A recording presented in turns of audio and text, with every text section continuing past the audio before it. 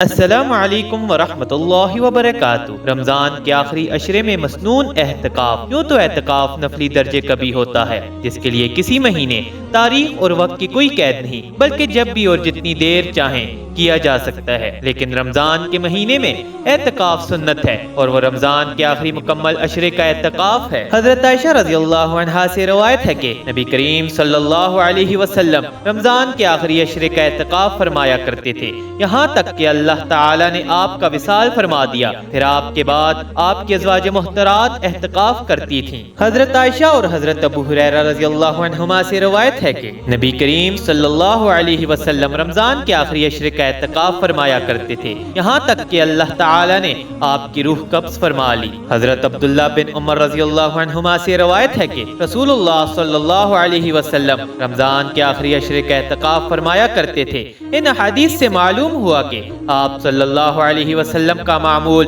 رمضان المبارک کے تیسرے یعنی آخری عشرے میں اعتکاف فرمانے کا تھا۔ حضرت ابو سعید خدری رضی اللہ عنہ سے صحیح بخاری میں روایت ہے کہ رسول اللہ صلی اللہ علیہ وسلم نے رمضان کے پہلے عشرے کا اعتکاف فرمایا، اور ہم نے بھی آپ کے ساتھ اعتکاف کیا۔ پھر آپ کے پاس جبرائیل تشریف لائے اور فرمایا کہ وہ چیز جو آپ طلب کر رہے ہیں یعنی لیلۃ القدر، وہ آپ کے آگے یعنی اگلے دنوں میں ہے۔ پھر آپ نے درمیانی عشرے کا اعتکاف فرمایا، اور ہم نے بھی آپ کے ساتھ اعتکاف کیا۔ پھر آپ کے پاس جبرائیل تشریف لائے اور فرمایا کہ وہ چیز جو آپ طلب کر رہے ہیں یعنی لیلۃ القدر، وہ آپ کے آگے یعنی اگلے دنوں میں ہے۔ پھر نبی کریم صلی اللہ علیہ وسلم نے 20ویں رمضان کی صبح کو کھڑے ہو کر خطبہ دیا اور فرمایا کہ جس نے نبی صلی اللہ علیہ وسلم کے ساتھ اعتکاف کیا ہے تو وہ اپنی اعتکاف والی جگہ میں لوٹ جائے، کیونکہ میں نے لیلۃ القدر کو دیکھا ہے اور مجھے اسے بھلا دیا گیا ہے، اور وہ آخری عشرے کی طاق رات میں ہوتی ہے۔ اور صحیح بخاری میں حضرت ابو سعید خدری رضی اللہ عنہ کی روایت کے یہ الفاظ ہیں کہ رسول اللہ صلی اللہ علیہ وسلم نے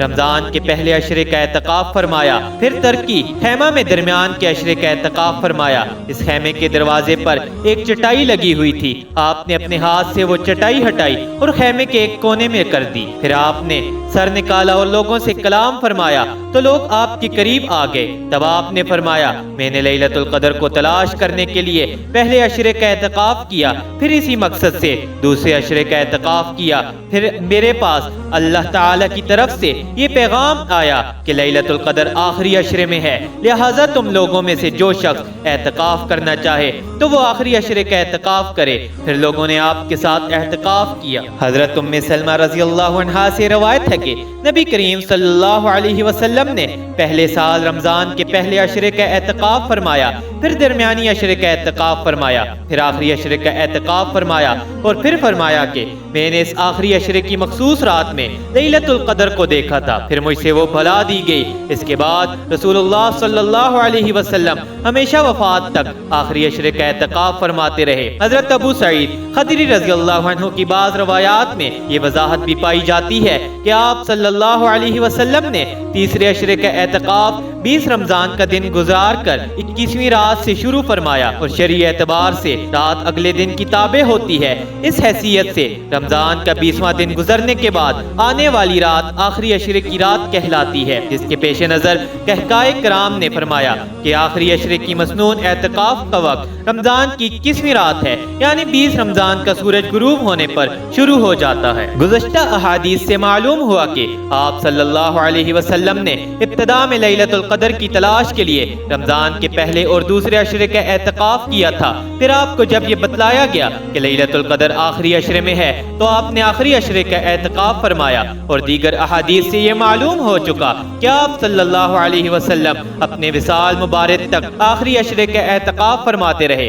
جس سے یہ بات ظاہر ہو گئی کہ اعتکاف سے متعلق اصل سنت رمضان کے آخری عشرے کا اعتکاف کرنے کی ہے۔ حضرت ابی بن کعب رضی اللہ عنہ سے روایت ہے کہ رسول اللہ صلی اللہ علیہ وسلم رمضان کے آخری عشرے کا اعتکاف فرمایا کرتے تھے۔ پھر ایک سال آپ سفر میں تھے جس کی وجہ سے اعتکاف نہیں فرما سکے، پھر جب اگلا سال آیا تو آپ نے 20 دن کا اعتکاف فرمایا۔ اور حضرت انس بن مالک رضی اللہ عنہ سے روایت ہے کہ نبی کریم صلی اللہ علیہ وسلم رمضان کے آخری عشرے کا اعتکاف فرمایا کرتے تھے، پھر ایک سال آپ نے اعتکاف نہیں کیا، پھر جب اگلا سال آیا تو آپ نے 20 دن کا اعتکاف فرمایا۔ اور حضرت انس رضی اللہ عنہ عنہ کی ایک روایت میں یہ الفاظ ہیں کہ رسول اللہ صلی اللہ علیہ وسلم جب رمضان کے مہینے میں مقیم ہوتے تھے تو آخری عشرے کا اعتکاف فرماتے تھے، اور جب رمضان کے مہینے میں سفر میں ہوتے تھے تو آئندہ سال 20 دن کا اعتکاف فرماتے تھے۔ اس سے معلوم ہوا کہ آپ صلی اللہ علیہ وسلم کا اصل معمول تو آخری عشرے کا اعتکاف کرنے کا تھا،